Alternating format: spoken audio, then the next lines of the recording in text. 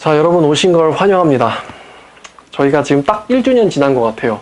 저번 주 토요일 날에 우리가 1주년 파티를 했거든요. 맨날 먹는 피자로 했긴 했지만 여러분들 저번 주에 오셨으면 좋았을걸? 또 1년 지나면 또 피자 파티 할 거예요. 자, 우리가 저번 주에 말씀을 전했던 게 전도에 대해서였는데, 전도할 때 뭘 전할 거였느냐가 저번 주에 강의의 중심 내용이었어요. 그러면 전도에서 뭘 전할 거냐 해서 그 전주에 전한 게 뭐냐면 동기였어요. 동기. 기억나세요? 전도의 동기. 전도라는 건 내가 주님의 십자가를 지고 주님의 사자가 된다는 거는 정말 쉬운 게 아니고 사탄이 말이에요. 우리가 하나님 말씀 들으려고 하면 엄청난 방해를 해요. 엄청난 방해를. 사탄은 우리가 신천지 가도 좋고 하나님교회 가도 좋고 몰몬교 가도 좋고 어느 이단 다 가도 좋은데 절대로 진리만은 아는 거를 싫어하는 게 사탄이에요. 엄청나게 여러분 죽을 때까지 방해해요. 여러분 하나님을 만날 때까지 사탄이 여러분 방해합니다. 바울이 그랬고 베드로가 그랬어요. 그들이 그때 가서 편하게 죽은 게 아니잖아요. 다 순교당했어요. 그럼 사탄이 또 싫어하는 건 뭐냐? 사탄이 이래요. 너 구원받을 거면 너만 구원받지 왜 네 옆에 있는 애들까지도 구원시키려고 그러냐, 이 치사놈아. 너 전도하지 마. 우리가 다른 사람을 진리의 길로 이끌려고 할 때 사탄이 더 큰 방해를 합니다. 더 큰 방해를, 우리를 더 좌절시켜요. 전도 안 하면 좌절할 일이 없는데 거의 제가 제 자신을 위해서 추구하다가 안 됐다고 하나님 욕할 수 있을지 몰라도 전도를 할 때는 오히려 평소엔 당하지도 않는 방해를 당해요. 사도 바울이 복음의 확증을 가지고 주가 그리스도라고 전파하니까 유대인들이 박수쳤어요. 뭐야 쟤? 이렇게 얘기했어요. 뭐야 쟤? 이렇게 얘기했단 말이에요. 쟤 뭐야? 쟤 여기 예수 믿는 사람 잡아 죽이려고 온 거 아니야? 쟤 여기 결박하러 온 거잖아. 쟤 뭐야? 아무도 안 믿었어요. 근데 사도 바울은 되게도 영민하게도 아무도 안 믿는 유대인들을 보고 더욱더 자신감을 가졌어요. 왠지 알아요? 사탄이 나를 방해하고 있다는 사실은 하나님께서 나를 쓰고 있다는 사실이기 때문이에요. 진리가 일할 때 마귀는 더 크게 일하지만 우리는 절대 지지 않습니다. 그래서 중요한 게 동기예요, 동기. 내가 왜 예수를 전해야 되지? 여기에 대해서 안 믿겠다고 하는 사람, 방해하는 사람보다도 훨씬 더 강한 동기가 없으면 우리는 전도자가 될 수 없어요. 이 동기가 뭐였습니까? 예수가 나를 위해서 무슨 일을 하셨으며 그 일이 나를 어떻게 변화시켜 줬느냐. 그게 동기의 원천이거든요. 예수가 나에게 무슨 일을 했으며 그 일이 나를 어떻게 변화시켜 줬느냐. 오늘 그것에 대해서 좀 나눌 거예요. 거라사의 광인. 원래는 이 제목이 아니었지만 이 거라사의 광인 이야기를 연구하다 보니까 너무 은혜가 있어가지고 이걸 전하려고 그래요. 자, 그럼 두 번째는 전도할 때 뭐냐? 내용이 중요하다고 그랬어요. 그럼 내용이 뭐라고 했냐면은 성경이거나 아니면 성경은 직접 거론하는 건 아니지만 거의 성경과 비슷한 나의 이야기. 성경에 있는 진리를 나의 이야기로 풀어서 해주는 거예요.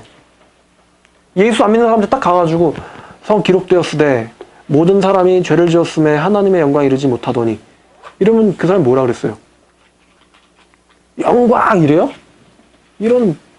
됐거든요? 이래요.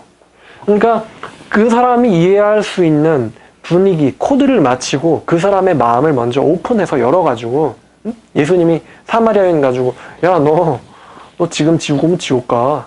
이렇게 얘기한 게 아니었어요. 나에게 물을 달라. 아니, 유대인이 당신이 나한테 물을 달라고 얘기한단 말입니까? 내가 주는 물을 먹는 자는 다시는 목마르지 아니하리라. 그런 물이 어딨나요? 야, 가서 너 남편 데려와봐. 나 남편이 없는데요? 예수님의 전도 방식은 항상 그 사람의 눈높이에 맞췄어요. 다짜고짜 예수 믿으세요, 복받아요, 구원받아요, 이게 아니었어요.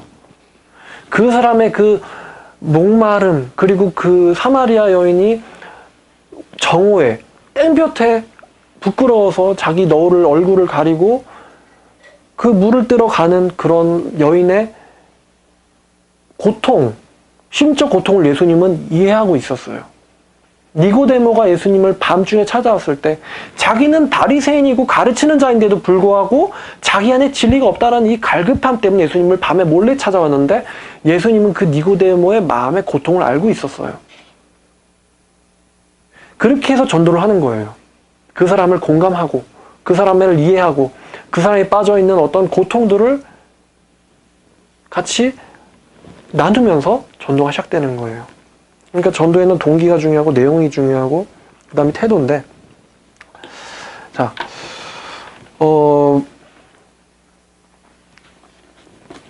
고린도전서 2장을 보면요, 우리가 2장 말씀은 정말 중요한 말씀이거든요. 2장에 보면 2장 1절에 고린도전서 2장 1절을 보니까 이런 말씀이 있어요. 형제들아, 내가 너희에게 나아가서 하나님의 증거를 전할 때에, 자 보세요. 말과 지혜의 아름다운 것으로 아니하였나니. 말과 지혜의 아름다운 게 뭡니까? 인간의 논리거든요. 말과 지혜의 아름다운 것으로 아니하였나니. 아니, 인간의 논리가 그럴듯하면 좋잖아요. 근데 바울이 왜 말과 지혜의 그럴듯한 논리를 쓰지 않았을까요? 2절, 내가 너희 중에 예수 그리스도와 그의 십자가에 못 박히신 것 외에는 아무것도 알지 아니하기로 작정하였습니다. 내가 예수 그리스도를 전파하는 것 외에는 아무 인간적인 논리든 궤변이든 어떤 그럴듯한 설득이든 논증이든 이것을 안 하기로 내가 작정하였다. 왜요? 5절 보니까 그 답이 나요. 너희의 믿음이 사람의 지혜에 있지 아니하고 오직 하나님의 능력에 있게 하렴이라. 자, 간추려 볼까요? 너희의 믿음이 뭐에 있다고요? 하나님의 능력에 있다고 그랬어요. 자, 신천지는 어떤 종교입니까? 인간의 지혜의 말에 탁월함, 인간의 논리, 그럴듯한, 여기 4절 보면 내 말과 전도함을 설득력이 있는 지혜의 말로 하지 아니하고, 딱 여기에 해당하는 거예요. 그러니까 지식이 중요하죠. 설득이 돼야 돼요. 하지만 바울의 전도 방식은 뭐였느냐? 지식이 아니고 설득이 아니고 꼬는 게 아니에요. 사람을 꼬시는 게 아니었어요. 5절 말씀, 너희의 믿음은 하나님의 능력에 있는 것이다. 이게 바울의 전도 방식이었습니다. 바울이 머리가 나빴어요? 바울이 그럴듯한 말을 못했어요? 아니에요. 그럴듯한 말로 사람을 꼬셔봐야 그거는 구원도 아니고 중생도 아니고 하나님의 방식도 아니고 아무런 유익도 없다는 걸 바울은 알기 때문이었어요. 지금 딱 1주년 됐는데 이거를 영상을 보신 분들은 알 거예요. 이거 두 개를 제가 보여드렸으니까. 자, 보면은 이게 지금 1년 된 그대로예요. 근데 얘는 1년 됐는데 여전히 죽어 있죠. 얘는 1년 지났지만 여전히 살아 있어요. 왜 그렇죠? 보이지 않는 뿌리가, 얘는 죽었고 얘는 살아있기 때문이에요. 얘가 살아있고 얘가 죽어있고는 뭐가 결정하냐? 뿌리가 결정해요. 뿌리가. 그럼 뿌리는 영양분을 주면, 물을 주고 햇빛을 받으면 얘는 자라서 열매를 맺어요. 근데 죽은 거는 아무리 물을 주고 그럴듯하게 해봐도 얘는 살 수가 없어요. 하나님은 겉이 아니라 영을 보세요. 우리도 마찬가지가 그래야 돼요. 우리가 사람을 볼 때 제가 종교를 정말 잘 믿는데, 제가 정말 교회를 안 빠진데, 제가 정말 뭐 열정적으로 찬양을 하는데, 제가 정말 말씀을 잘 외우는데, 이게 중요한 게 아니라 하나님은 그 사람의 영혼을 보세요. 우리도 그래야 돼요. 요즘은 많은 경우에 있어서 기독교가 이런 거를 따라해요. 죽은 거에 이걸 자꾸 이렇게 접붙이려고 하는 거예요. 얘는 뭐예요? 얘는 좋아요. 얘는 살아있는 게 아니에요. 얘를 자꾸 붙여가지고 나 살았어 하는 거예요. 이게 뭡니까? 이게 죽어있는 자가 하나님의 계명대로 살려고 하는 위선이죠. 비유를 풀면은 흰 옷에다가 새 천조각을 깁고 있는 행위예요. 이게 위선이죠. 이게. 그러니까 우리가 중요한 거는 우리가 영혼이 하나님과 연결되어 있어야 되고, 우리의 영혼이 변화되어 있어야지 말씀을 먹고 이렇게 사는 거예요. 사는 거. 예수님께서 그렇게 말씀하셨어요. 나무를 보고 열매를 알지니, 좋은 나무가 나쁜 열매를 맺을 수가 없고 나쁜 나무가 좋은 열매를 맺을 수가 없다 그랬어요. 그러니까 뿌리를 보고 아는 거예요. 이건 진리예요. 이거는. 자, 그래서 고린도전서 2장에 보니까 2장 9절에 기록된 바 하나님이 자기를 사랑하는 자들을 위하여 예비하신 모든 것은, 이게 뭐죠? 예수님이잖아요. 예수님과 그분의 진리예요. 이것은 사람의 눈으로 보지도 못하고 귀로 듣지도 못하고 사람의 마음에 들어오지도 생각하지도 못하였다 함과 같으니라. 그런데 어떻게 우리가 알게 됐다고 성경은 말합니까? 오직 이것을 우리에게 무엇을 통해서 보이셨어요? 성령을 통해서 보이셨다는 거예요. 성령을 통해서. 성령은 하나님의 깊은 것들까지도 통달하시느니라. 11절, 사람의 일을 사람의 속 안에 있는 영이 아니면 누가 알리요? 이와 같이 하나님의 일도 하나님의 영 아니면 아무도 모르느니라. 우리가 세상의 영을 받지 아니하고 누구의 영을 받았다고요? 하나님의 영을 받았다 그래요. 이게 지금 뭐예요? 이게 보혜사가 내 근처에 살고 있다, 뭐 과천에 있다, 이런 얘기를 하는 건가요? 보혜사가 이 고린도전서 쓰여질 때 그 보혜사라는 사람이 있었어요? 2000년 전에? 없었죠. 하나님의 영을 우리 마음 안에 받았으니 이는 우리로 하여금 하나님께서 우리에게 은혜로 주신 것을 알게 하려 하심이라. 자, 성경을 깨닫게 하시는 주체가 누구시라고 지금 성경이 얘기하고 있습니까? 성령이죠. 하나님의 영이에요. 하나님의 영이 이걸 기록했어요. 성경은 하나님의 거룩한 사람들이 성령의 감동을 받아 썼다 그랬어요. 그러니까 역으로 성경을 알 수 있는 키는 어디 가서 배우는 것도 아니고 복음방도 아니고 교육도 아니고 이런 강의도 아니고 뭐냐면은 성령 하나님이에요. 여러분들 마음속에 성령 하나님이 임하실 때 그분이 여러분들 마음 안에 하나님의 말씀을 풀어주시고 깨닫게 해주세요. 성경 말씀을 알겠다고 어디를 찾아갈 필요가 없다는 것입니다. 그래서 요한 1서 2장 20절 27절에는 아무도 너희를 가르칠 필요가 없다 그랬어요. 오직 그 기름 부음이 너희 안에 있으니 그 기름 부음이 너희를 가르치고 그 기름 부음이 너희를 모든 진리로 인도할 것이다. 그 기름 부음이 뭡니까? 성령님이에요.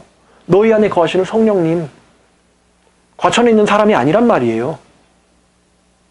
그러니까 구원받은 사람은 성령이 임했기 때문에 그런 뭐가 있다, 누가 뭘 가르쳐준다, 누가 말씀을 먹었다더라 이런 거에 넘어갈 리가 없고 넘어갈 수도 없어요. 웃기죠.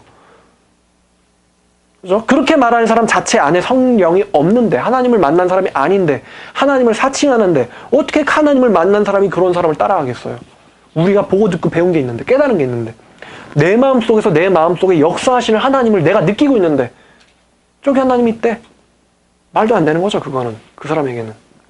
그러니까 성경을 깨닫게 하신 주체는 누구시다? 하나님이시다. 하나님이 기록하신 그 말씀을 새겨주시겠다. 구약 성경의 새 언약이 뭐죠? 내가 내 법을 너희 마음 안에 두며 너희 영 안에 두며 너희 마음에 내가 그것을 기록하여. 누가요? 하나님이 친히. 돌판이 아니라, 구약시대는 돌판에 기록했어요. 신약시대는 어디에 기록하죠? 돌판이 아니라 너희의 마음판, 신비에 기록한다 그랬어요. 신비에. 내 영으로 내 영으로 말씀 너희 마음 안에 쓰겠다. 살아있는 말씀이 될 것이다. 그러면 너희는 내 백성이 되고 나는 너희 하나님이 될 것이다. 이게 새 언약이에요. 새 언약. 자, 그래서 이 거라사의 광인을 우리가 좀 보고자 합니다. 하나님은 모든 걸 할 수 있어요. 하나님은 박해자도 제자를 만들 수가 있고, 하나님은 안 믿는 자도 사도로 만들 수가 있고, 하나님은 뭐든 가능하세요. 전능하신 분이시기 때문에. 자, 거라사의 광인, 마가복음 5장이에요.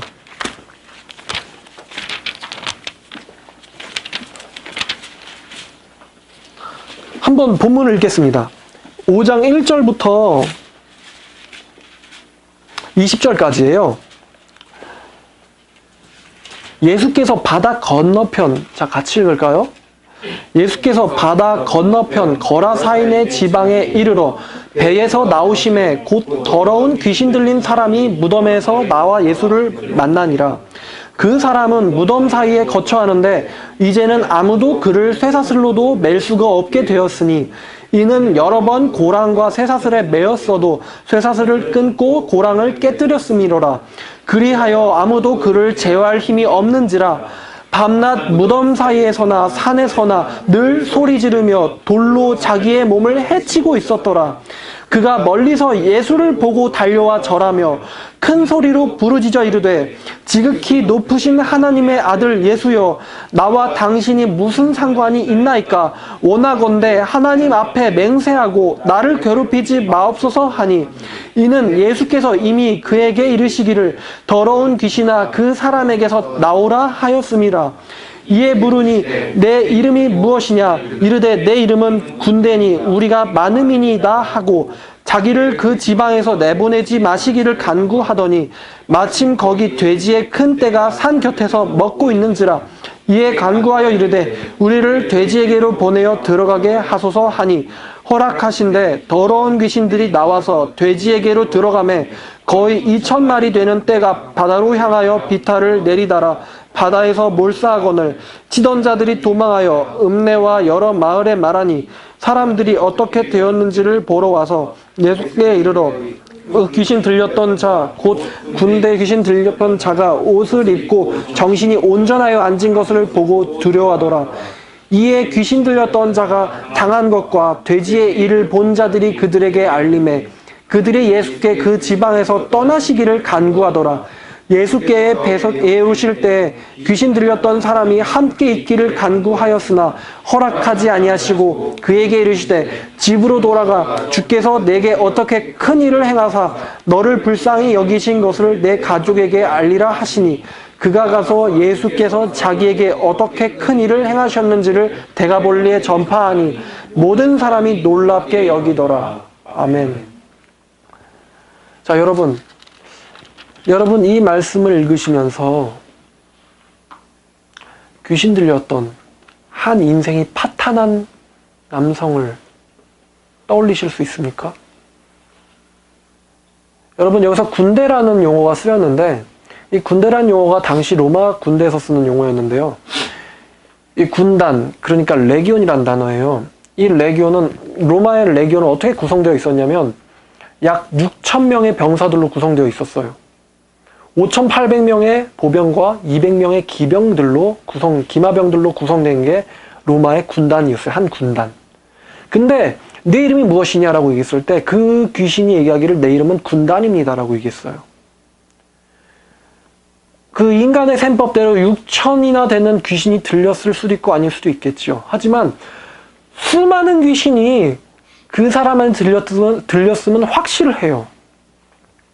증세가 어떠냐면은 3절 보니까 이 사람이 무덤 사이에서 거처하는데 이제는 아무도 그를 쇠사슬로 맬 수가 없게 되었으니 이는 여러 번 고랑과 쇠사슬에 매었어도 쇠사슬을 끊고 고랑을 깨뜨렸습니다. 그리하여 어떠한 사람도 그 귀신 들린 자를 제어할 수가 없었어요. 어떠한 사람도. 쇠사슬도 깨뜨리고 고랑도 깨뜨리고 어떠한 사람도 그를 제어할 수가 없었어요. 5절 보니까 밤낮 무덤에서나 무덤 사이에나 산에서나 늘 소리를 지르며 뭐라고 합니까? 돌로 자기를 해하고 있었더라. 얼마나 아팠을까요, 이 사람? 정말 눈물 날 정도로 얼마나 이 사람 불쌍한 사람 아닙니까? 정말로 불쌍하죠? 정말로 불쌍해요. 자, 지금 이 장면은 갈릴리 바다 동편에 있는 거라사인 지방에서 일어난 일이에요. 동편 해변에서 일어난. 그 산기슭에 올라가니까 거기 아래에는 돌무덤이 있는데 그 돌무덤에 이 귀신 들린 자가 살고 있었어요. 근데 어떠한 사람도 이 사람을 제어할 수 있었고 제어할 수 없었고 어떠한 사람도 이 사람이 있는 곳을 지나갈 수 없었거든요. 자, 근데 봐봐요. 6절에 보니까 그가 멀리서 예수를 보고 도망갔으니까 어떻게 했습니까? 그렇죠. 미친 사람인데 광인이에요. 미친 사람인데 미친 게 아니었어요. 멀리서 예수를 보고는 달려와서 절하며 엄청난 귀신 들려서 아무도 그 사람을 제어할 수가 없는 사람인데 그 사람이 그 귀신 수많은 수백 수천 귀신이 그 예수를 보더니만 멀리서 보더니만 달려와서 절하며 뭐가 다릅니까? 권위가 달라요. 권위가. 예수님을 보자마자 멀리서 보고 달려와서 절하며 이르되 예수여 지극히 높으신 하나님의 아들 예수여. 자, 예수님의 정체죠 이게. 누구도 모르는 걸 누가 알고 있습니까? 제자도 모르는 걸 귀신이 알고 있어요. 자, 이 전장으로 보면은 이 전장이 여러분 아시겠지만 바다에서 예수님 주무시고 4장 38절에 예수님께서는 고물에서 베개를 베고 주무시더니 제자들이 깨우며 이르되 선생님이여 우리가 죽게 된 것을 돌보지 아니하시나이까 하니. 자, 이거를 좀 리얼하게 하면은 막 예수님을 흔들면서 야, 너 예수님 미쳤어? 지금 이럴 때가 아니라고 이런 상황이에요, 이게 지금. 근데, 그러니까 이제 되게 젠틀한 거죠. 이르시, 돌보지 아니하십니까? 하니, 예수께서 깨어서, 예수님이 완전 뭐, 졸아서 지금 뭐 모르는 거예요? 아니면 뭐 모르시는 척 하는 거예요? 모르시는 척 하는 거죠. 예수께서 깨어서 이르시되, 바람을 꾸짖었어요. 바다더러 이르되, 잠잠하라, 고요하라 하시니 바람이 그치고 아주 잔잔하여지더라. 그러니까 제자들이 이르기를, 제자들이 서로 이렇게 41절이죠? 그들이 심히 두려워하여 서로 말하되, 심히 두려워하여. 아니, 자기들이 빠져 죽을 뻔했는 거를 구해줬으면은 기뻐해야지. 반응이 되게 웃겨요, 제자들은.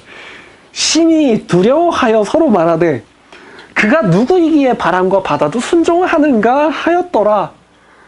이러자마자 지금 이제 배가 그 해변에 당도해가지고 귀신 들린 자가 튀어나온 거거든요. 그가 누구시기에, 지금 제자들은 누구시기에 이러고 되게 무서워가지고. 자, 근데 7절, 5장 7절에 큰 소리로 부르짖어 이르되, 지극히 높으신 하나님의 아들 예수여. 자, 귀신만도 못한 믿음을 제자들이 갖고 있었던 거예요. 귀신만도 못한 믿음을. 우리의 모습일 수 있습니다, 이게. 본능적으로 안 거죠. 이분이랑은 나랑은 싸울 수가 없다. 싸워야 할 대상이 아니다. 도망갈 대상도 아니다. 난 가서 이분 앞에서 빌어야 될 대상이다, 이분은. 그래서 멀리서 보고 달려온 거예요. 도망가서 될 문제가 아니에요. 예수님은 우연히 지나가던 길이 아니라 그 귀신 들린 자를 찾아왔어요. 찝어가지고. 그렇기 때문에 도망갈 문제가 아니에요, 이거는. 그래서 지발로 먼저 달려와서 빈 거예요. 예수님하고. 원컨대 나를 괴롭히지 마옵소서 하니. 예수님의 말 한마디면 그 귀신은 어디로 떨어집니까? 지옥으로. 그렇죠. 사탄은 지옥으로 떨어지는 거예요. 원컨대 나를 괴롭게 마옵소서. 아직 그때가 안 됐습니다, 이거죠. 아직 그때가 안 됐습니다. 그래서 예수님이 그 귀신의 이름을 물어요. 네 이름이 무엇이냐? 몰라서 묻는 게 아닙니다. 나는 전능하신 난 하나님이다. 너의 이름은 뭐냐? 그러면은 엄청나게 높은 권세자 앞에서 쫄따구가 엎드려가지고 저는 누구입니다. 이렇게 지금 조아리고 있는 상황입니다, 지금. 나는 군대입니다. 그래서 뭐래요? 나를 이 지방에서 내보내서 무적행으로 떨어지게 하시지 마시기를 간구하더니 마침 거기에 돼지들이 있다. 그래서 귀신들이 요청해요. 우리를 지옥에 보내지 말고 저 돼지에게로 보내주세요. 예수님이 이렇게 얘기해요. 예수님이 이거를 허락하신 게 아니라 묵인하신 거다. 묵인하신 거다. 가라. 그러자 귀신들이 옳거니 하고 돼지한테로 갔어요. 자, 그래서 그 돼지가 어디로 떨어집니까? 제자들이 무서워하던 그 바다로 떨어집니다. 제자들이 무서워하던 그 바다로. 제자들은 예수님을 통해서 살고 귀신은 예수님을 통해서 바다로 들어가는 거예요. 우리에게 뭔가를 암시하고 있어요. 자, 제가 여기서 주목하고자 하는 건 이 상황이에요. 지금 여기서 이 5장에선 등장하고 있지 않지만 예수님 뒤에 누가 서 있을까요? 제자들이. 그렇죠. 제자들이 서 있어요. 그 귀신 들린 자의 그 증상을 보고 부들부들 떨고 돌을 가지고 모든 아무 옷도 입지 않고 자기를 해하며 소리 지르는 모습을 보고 그때가 저녁 때예요. 제자들 지금 풍랑에서 죽을 뻔했어요, 지금. 근데 제자들이 지금 이 제자들의 지금 믿음을 이렇게 좀 고려해 보건데 제자들이 귀신 들린 자를 보고는 기절초풍해서 도망가야 되는 상황이거든요. 근데 제자들이 안 도망가죠. 왜 안 도망가죠? 하나님에 대한 믿음. 누가 앞에 서 있기 때문입니까? 예수님. 그렇죠. 예수님이 앞에 서 있기 때문이에요. 이 사람들은 엄청나 지금 풍랑을 거치고 와서 지금 지들이 무서워서 이분 누구야? 야, 지금 나 지금 소름 끼쳐. 이러고 있는 건데, 상황이. 근데 저기서 소리 지르면서 귀신이 달려오더니 귀신 들린 자가 예수님 앞에 엎드리는 거예요. 그러고 보니 지극히 높으신 하나님의 아들 예수여 이러고 있는데 제자들이 그걸 보면서 진짜 입이 이렇게 됐을 것 같아요. 뭐지 이 사람? 딱 이 심정이었어요. 뭐지 이 사람? 뒤에서 다 보고 있어요. 귀신이랑 예수님이랑 얘기하고 있어요. 귀신 들린 자랑. 그러니까 지금 제자들이 기절초풍하는 게 아니고 입 벌리고 근데 두려워하는 게 아니고 입 벌리고 쳐다보고 있는 거죠. 예수님이 너무 태어나게 귀신 들린 자랑 얘기하고 있으니까. 근데 이 광경을 누가 또 보고 있습니까? 언덕 위에서. 그렇죠. 돼지 치던 자들이 보고 있었어요. 돼지 치던 자들은 돼지를 거기서 늘 쳤기 때문에 귀신 들린 자가 거기 있다는 걸 알죠? 알겠죠? 네. 그러니까 뭐야 저 사람? 저 그 예술한 자 아니야 저거? 이런 거예요 상황이. 그래서 자들이 와가지고 딱 만나 도대체 저 귀신 들린 자가 저 사람 진짜 예수야? 어떻게 하나 볼까? 한번 쟤도 한번 안 맞고 있는지 좀 볼까? 갔는데 뭐야 이거 귀신 들린 자 뛰어오더니 예수님한테 절하면서 경배하는 거예요. 그러니까 돼지 치던 자들이 그거를 보면서 기분이 어땠겠어요? 놀라고 어처구니 없었겠죠. 그게 자기들끼리 난 군대입니다. 나를 지옥에 들어가지 말게 해주세요. 나를 왜 괴롭혀요? 주님 제발.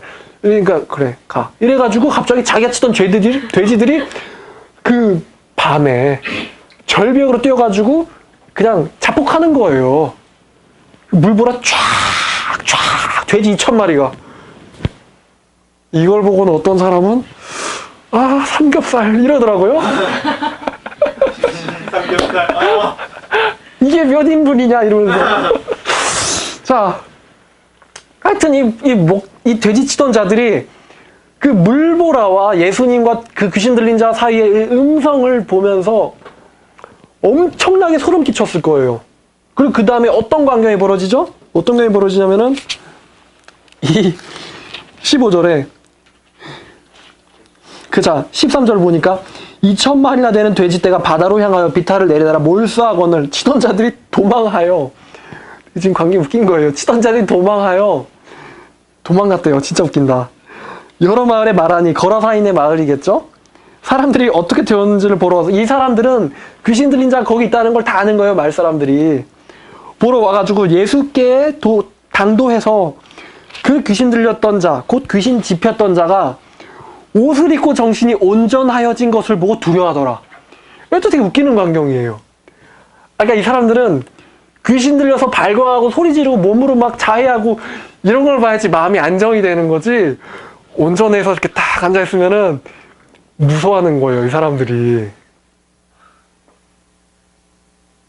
예수님의 권능을 목격하고는 기이하면서 하나님을 찬송하는 게 아니라 두려워하고 있어요, 지금. 어이없는 거죠. 온전해짐을 보고 두려워하더라. 그래서 귀신 들렸던 자가 당한 일과 돼지의 일을 본 자들이 그들에게 알림해. 진짜 어처구니없는 장면이 또 나옵니다. 17절에. 자, 이분 누굽니까? 이분 마귀보다 권능이 훨씬 센 분 아닙니까? 하나님의 아들이죠. 직감했겠죠. 메시아라고. 근데 뭐라고 합니까? 지금 17절에. 떠나세요. 떠나세요. 예수님, 당신 떠나세요. 여러분 삭개오 압니까?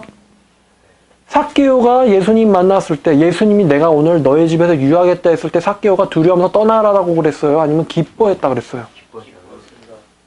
뭔가 다르죠 지금 입장이.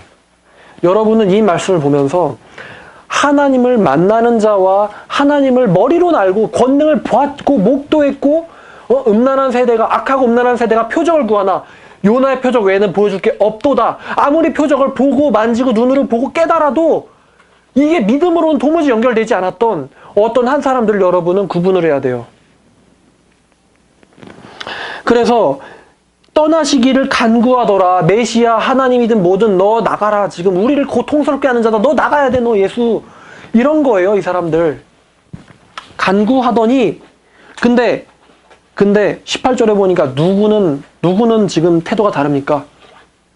귀신 집혔던 자. 그렇죠. 예수께서 배에 오르실 때에 귀신 들렸던 사람이 함께 있기를 간구하였으나 간절히 청하였으나 영어로 beg죠. begging. 제발 나를 당신과 함께 있게 해주세요. 뭡니까 이게? 뭘 얘기하는 겁니까 이게? 전 여기서 두 가지를 느꼈습니다. 자, 이 귀신 들린 자가 귀신 들렸을 때 자기가 뭐 자해하고 뭐 난리치고 소리 지르고 뭐 무덤에서 뒹굴하고 이거를 기억을 하고 있었다는 얘기입니까? 몰랐다는 얘기입니까? 하고 있었다는 얘기죠. 귀신 들린 상태에서 나 너무 괴로운데 나 너무 미치겠는데 내가 나를 제어할 수가 없어. 내가 나를 치고 내가 나를 자해하고 무덤에서 옷도 입지 않고 뒹굴뒹굴 밤에서 낮에서 나 늘 소리 지르며 얼마나 괴로웠겠어요, 이 귀신 들린 자가. 차라리 죽으면 죽었지 죽지도 못하는 이러한 지옥을 사는 것처럼 고통받던 이 사람이 예수님께서 자기를 찾아오셔가지고 귀신을 내쫓아줬단 말이에요. 그러니 예수님 뒤에서 입 벌리고 있는 제자들이나 이걸 보고 놀래서 도망간 돼지치던 놈들이나 그 사람들을 말 듣고 들어와가지고 무서우니까 나가라고 얘기하는 마을 사람들이나 이 사람들의 태도와는 다르게 이 사람은 무엇을 해주기를 간절히 구합니까? 나는 당신과 함께 있기를 원합니다. 이게 예수님을 만난 사람의 태도예요. 진짜 만난 사람의 태도. 머리로만 몸으로만 같이 무리를 지어서 따라다니고 예수님의 말하는 거야. 이거는 1년짜리야 2년짜리야. 넌 이제 2년짜리야? 난 3년째 들었어. 예수님과 함께 있던 자들이 예수님 끝에 십자가까지 가서 예수님을 고발하지요. 아하, 상전을 3일 만에 짓는 자여, 네 자신을 구원하라. 너는 네 자신도 구원 못하느냐? 이 자칭 하나님의 아들아. 욕하잖아요. 설교를 머리로만 이해한 인간들이 욕하잖아요, 예수님을. 근데 그 사람이랑 별개로 이렇게 정말로 예수님을 만난 사람은 어떻게 합니까? 간절히 함께 있기를 간구하는 거예요. 이게 누구의 자세죠? 요한복음 9장에 나오는 소경의 자세예요. 여기 이렇게 책갈피를 딱 하고 요한복음 9장을 가면은 그 실로암의 소경, 제가 많이 얘기했던 실로암의 소경이 나옵니다. 상황은 비슷하거든요. 그 요한복음 9장 1절을 보니까 예수께서 길을 가실 때 날 때부터 맹인이 된 사람을 보신지라. 자, 얼마나 괴로웠겠어요. 이 사람은 색깔이라는 걸 몰라요. 꽃도 몰라요. 본 적이 없어요. 아름답고 자시고 경광이 어쩌고 전혀 모르는 사람이에요. 돈도 벌 수 없어요. 구걸하던 자죠. 거지죠. 제자들이 물러 이르되, 이 제자들 진짜 개념이 없어요. 뭐라고 합니까? 제자들이 뭐라고 하냐면은, 랍비여, 이 사람이 소경으로 된 게 누구의 죄 때문입니까? 지 죄 때문에 이렇게 된 거예요? 아니면은 부모의 죄 때문에 이렇게 된 거예요? 이게 지금 시각장애인 앞에 놓고 할 소리예요, 이게? 여러분 어떻게 생각해요? 할 소리가 아니죠, 이거는. 상식적으로. 근데 예수님은 뭐라고 말씀하시냐면은, 하나님의 일을 나타내고자 합니다. 예수님은 지금 누구를 찍어서 찾아오신 겁니까? 그렇죠. 소경을 찍어서 찾아오신 거예요. 그러니까, 여기 보면 이제 쭉쭉 읽어보면은 등장인물이 누가 나오냐면 소경의 부모들이 나와요. 이 부모들이 그 바리새인들한테 불려가죠. 야, 이 사람 소경이었던 거 맞아?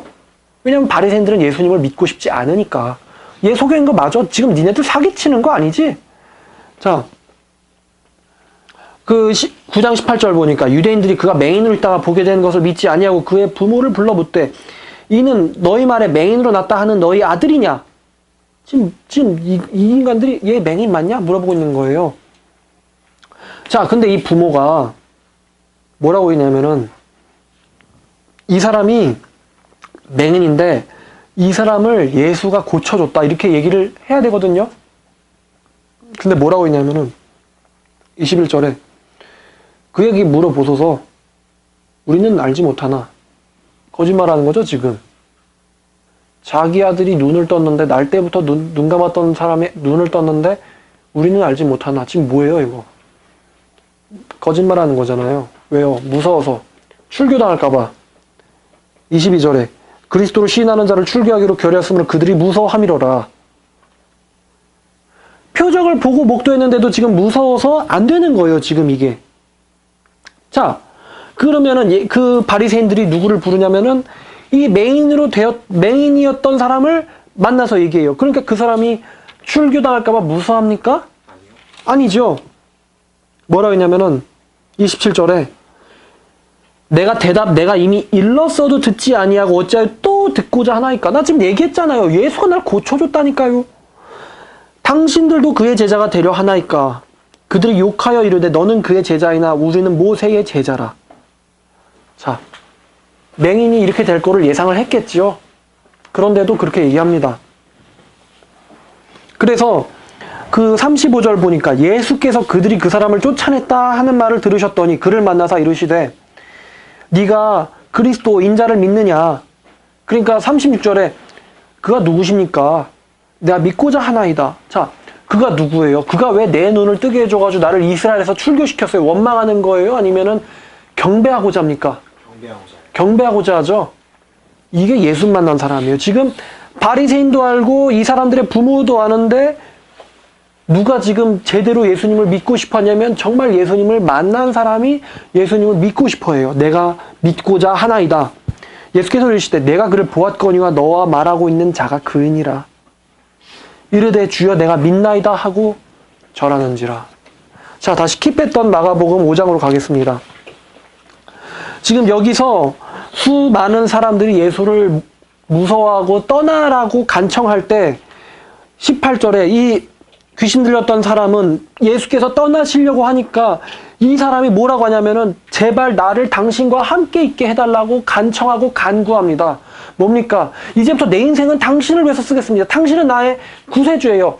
당신은 나의 삶의 목적입니다라는 고백이에요. 이제 나의 인생은 당신 겁니다. 난 당신을 위해서 살겠습니다. 제발 나를 당신과 함께 가게 해주세요. 라고 했어요. 엄청난 변화죠. 되지던 자도 모르고 이거를 마을 사람들도 모르고 제자들도 모르는데 누가 하냐면 귀신 들린 사람이 그거를 고백을 합니다. 난 당신과 함께 있고 싶습니다. 이게 진정 예수 믿어서 구원받은 사람의 삶입니다. 그 사람의 마음입니다. 우리를 위해서 십자가를 지신 하나님의 아들을 믿는 믿음이에요, 이게. 예수가 나를 위해서, 그 예수님이 천상 보좌를 버리고 나를 위해서 죽었는데 내가 내 마음대로 이제부터 살겠다. 난 무슨 잘못을 저질러도 지옥 가지 않으니까 난 이제부터 내 탐욕, 추구, 성공, 쾌락 추구하면서 내 마음대로 살겠다. 예수의 피를 죄에 대한 면죄부로 삼으면서 살겠다. 이건 예수를 만난 사람이 아닙니다. 예수를 만난 사람은 예수님과 함께 가고자 하며 예수님이 원하시는 곳은 어디든 따라가는 자들입니다. 어느 얘기예요? 계시록 얘기죠. 어린 양이 어디를 가든 따라가는 자들이라. 계시록 얘기잖아요. 이 사람들이. 근데 매정하신 걸까요? 예수님이 19절에 보니까 허락하지 아니하시고 라고 얘기합니다. 허락하지 아니하시고. 예수님이 정이 없어요? 매정하기 때문일까요? 허락하지 아니하시고. 허락하지 아니하시고가 아니라 예수님은 이 사람을 뭘로 쓰시려고 하냐면 자기의 종으로 쓰려고 했던 거예요. 누구보다 먼저? 12사도보다 먼저. 그래서 이 사람이 허락하지 아니하시고 그에게 이르시되 집으로 돌아가, 네가 살던 곳으로 돌아가서 주께서 너에게 어떻게 큰 일을 행하사 너를 불쌍하게 여기신 것을 너의 가족에게 알리라 하시니. 자, 예수님이 이 사람을 보고 찍고 어린 양 하나, 잃은 드라크마 하나를 찾으려고 이 사람을 찾아서 오셨어요. 불쌍히 여겼다고 나와 있잖아요. 큰 일을 행했다고, 얼마나 큰 일을 행했다고 나와 있잖아요. 예수님이 이 사람에게 가족에게 알리라 그랬죠. 근데 20절에 보니까 뭐라고 나오냐면은 그가 가서 예수께서 자기에게 어떻게 큰 일을 행하셨는지를 데가볼리에 전파하니 라고 돼 있어요. 데가볼리는 이 사람이 살던 동네일까요? 동네겠죠? 근데 이 데가볼리라는 게 영어로 보면 데카폴리스거든요. 이게 합성어예요. 좀 눈치 빠른 사람은 아마 눈치챘을 거예요. 그러면 이제 10년이 디케이트잖아요. 그러면 데카는 무슨 뜻이냐면 10이란 뜻이에요. 그럼 폴리스는 도시. 그렇죠. 도시란 뜻이겠죠. 데가폴리스는 10개의 도시가 연합한 큰 지역이에요. 연방국가인가? 10개? 그런 식이지. 그래서 예수님은 분명 가족에게 알려라라고 했는데 이 사람은 지금 어디에게 전파하고 있습니까? 자기가 살던 마을, 지역, 도시에 전파하고 있어요. 즉, 이 사람은 거의 최초의 선교사예요. 선교사. 예수가 그리스도다. 이거는 미친 소리잖아요. 말이 안 되잖아요. 근데 이 사람이 그거를 어떻게 혼자서 가서 전할 수 있을까요? 동기가 뭘까요? 내용은 지금 여기 나와 있고 동기가 뭘까요? 어떠한 충격이 그 사람을 자기 혼자서 단독으로 하여금 그 큰 10개 도시를 돌아다니면서 예수를 내가 만났는데 어떻게 나를 해주셨고 내가 어떤 사람이 되었고 내가 어땠었는데 지금은 어떻게 됐다. 이거를 이렇게 할 수 있는 이 근원, 동기, 모티브가 뭡니까? 예수님을 만난 그 사랑이에요. 나를 불쌍하게 여기신 그 사랑. 그러니까 혼자서도 할 수 있는 거예요. 왜? 내가 귀신 들려서 이런 상황이었던 거를 내가 너무나 잘 알고 내가 예수 만나고 나서 예수님 믿고 나서 예수 만나서 거듭나고 나서 솔로몬이 말하기를 세상 사람들이 미친 마음을 품다가 죽는다 그랬는데 이 미쳐있는 뭔가에 미쳐가지고 중독돼가지고 세상에 빠져있는 상황에서 정말 참된 걸 알게 되고 정말 진리를 알게 되고 자유를 얻게 되고 이게 너무 기쁘니까 이게 지금 비포와 애프터가 완전 다르잖아요. 그러니까 전하지 않을 수가 없는 거예요. 이 내용이. 그러니까 예수 믿으면 그냥 좋대. 그냥 뭐 잘못해도 뭐 그게 문제가 안 되고 죽으면 천국 간대. 뭐 이런 뭐 마음의 위안을 전하는 게 아니고 우리가 예수 믿기 전에 분명히 이런 미친 광인이었을 거란 말이에요. 뭐가 주인인지도 모르고 뭐가 중요한지도 모르고 사는 이 광인. 근데 지금은 뭐를 위해서 살아가며 내가 어떻게 변했는지를 잘 아는 상태가 된 거죠. 그렇기 때문에 예수를 전파하게 되는 거예요. 왜? 예수님이 시키지 않아도 내 안에서 자발적으로 예수님이 너 이거 알리지 마 해도 가서 전파하는 거예요. 내가 예수를 만났다는 사실 때문에 예수께서 나를 고쳐주셨다는 사실 때문에 그 소경처럼 예수님께서 나의 그 감은 눈을 만져주신 그 손길 때문에 이렇게 갈 수 있는 거예요. 이게 예수 믿는 사람의 삶입니다. 이게 전도의 비밀 아니겠어요? 최초의 선교사, 제자들이 두려워해가지고 이 사람 누구야? 이러고 있는데 이 사람은 예수께서 자기가 어떤 일을 행하셨는지를 데가볼리스에 그냥 막 전파하고 다니는 거예요. 사도들보다 뛰어난 믿음이죠. 사도들보다 더 훌륭한 사람이죠. 이런 사람들이 복음서에 계속 나와요. 그러니까 우리가 복음서를 볼 때 그냥 이게 예수님의 이야기래. 이렇게 볼 수 있는 게 아니라 이 사람이 나구나. 이 소경이 나구나. 이 보지 못한다고 하는 정말 내가 죄인이라고 하는 이 존재가 나구나. 이거를 인정하고 볼 때에 마태복음, 마가복음, 누가복음, 요한복음이 살아서 여러분 마음에 역사하게 됩니다. 하나님의 자녀는 어떤 것에서 차이가 나냐? 하나님의 말씀이 그 사람 안에서 살아서 역사하는 사람이 하나님의 자녀입니다. 하나님의 말씀이 죽은 사람들은 마귀의 자녀들이죠. 뭐 어디서 사탄의 자녀, 뭐 하나님의 자녀, 뭐 이런 얘기를 자꾸 한다고 하는데 요한복음 8장에 나오죠. 그 얘기가 요한복음 8장 47절에 하나님에게 속한 자는 하나님의 말씀을 듣나니. 그렇죠? 하나님에게 속한 자는 하나님의 말씀을 듣나니. 예수께서 이르시되 들을 귀 있는 자는 들을지어다. 나의 자녀는 나의 말을 들어라.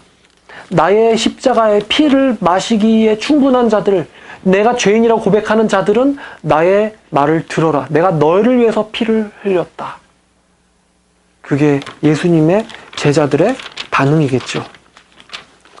자, 마지막으로 예레미야 66장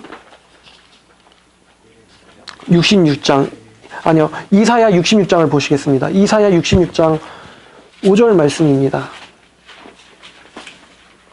5절 말씀.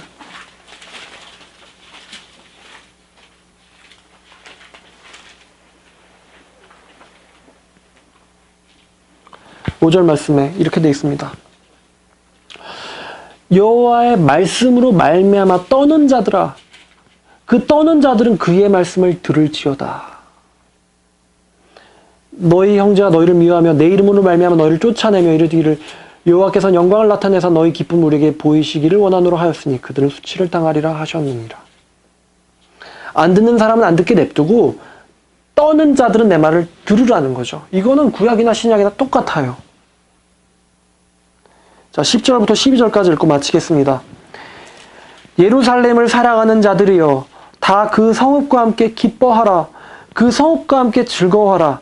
그 성을 위하여 슬퍼하는 자들이여 다 그 성의 기쁨으로 말미암아 그 성과 함께 기뻐하라.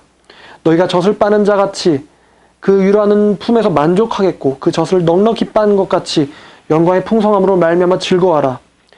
여호와께서 이와 같이 말씀하시되 보라 내가 그에게 평강을 강같이 그에게 문나라의 영광을 넘치는 시내같이 주리니 너희가 성읍의 젖을 빨 것이며 너희가 안기며 그 무릎에서 놀 것이라. 자, 부름받은 자를 품어주시고 돌봐주시는 예수님의 하나님의 예언이죠. 예루살렘이 누구예요? 예루살렘이. 뭐 자칭 하나님이니까 여기서 예루살렘이? 자유하는 여자잖아요. 교회잖아요. 부르심받은 자들의 모임이잖아요. 하나님께서 이 거라사의 광인을 통해서 또 이 요한복음 9장의 맹인의 이야기를 통해서 우리에게 들려주시는 바, 아, 예수 믿는 사람은 다르다. 예수를 만난 자는 다르다. 이런 것들을 우리에게 알려주시는 거예요. 자, 여러분, 예수님 만나셨습니까? 여러분은 그냥 교회만 다니는 사람입니까? 예수님의 소문을 그냥 귀로만 듣고 그를 저를 두려워하며 저를 떠나시기를 간구하는 사람입니까? 아니면 예수님을 경배하고 예수님과 함께 하기를 간구하는 사람입니까? 여러분이 예수님과 함께 하기를 간구하는 사람이기를 축원합니다. 기도하겠습니다. 하나님, 거라사의 광인 이야기를 통하여 고통스러웠던 한 남자를 봅니다. 그 모습 속에서 우리를 봅니다. 우리를 불쌍히 여기사 우리가 들렸던 귀신들을 쫓아내시고 우리에게 자유를 주시며 우리의 정신을 온전케 하시며 우리를 불쌍히 여기신 주님의 십자가의 공로를 찬양합니다. 세상이 우리를 반대하고 세상이 우리를 인정하지 않을지라도 주님을 만난 그때의 그 마음 잊지 않도록 우리를 붙잡아 주셔서 우리가 어디를 가든 거라사를 가든 데카볼리를 가든 하나님의 자녀임을 증거할 수 있는 당당한 주의 일꾼임을 선포할 수 있도록 인도해 주시옵소서. 감사드리며 우리를 사랑하시고 우리를 구원하신 예수님의 이름으로 기도드렸습니다. 아멘.